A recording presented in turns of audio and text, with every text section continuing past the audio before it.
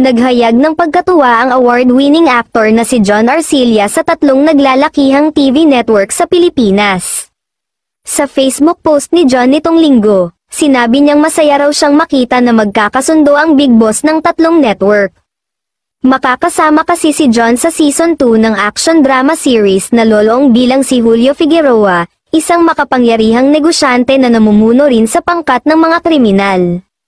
Sana maramdaman ninyo ang nararamdaman ko tuwing nakikita ko ang mga big boss ng 3 TV network na magkakaharap sa isang lamesa, nagkukwentuhan na masaya, magkakasundo at magkakaibigan, nakakatuwa silang tingnan, saad ni John.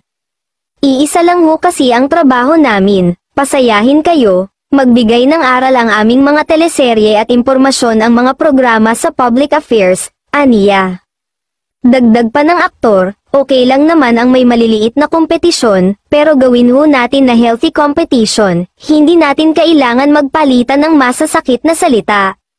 Sa huli, pinasalamatan ni John si Miss Annette Gozon ng GMA, manager niyang si Lauren Jogi, Miss Cory, at Carlo Katigbak ng ABS-CBN.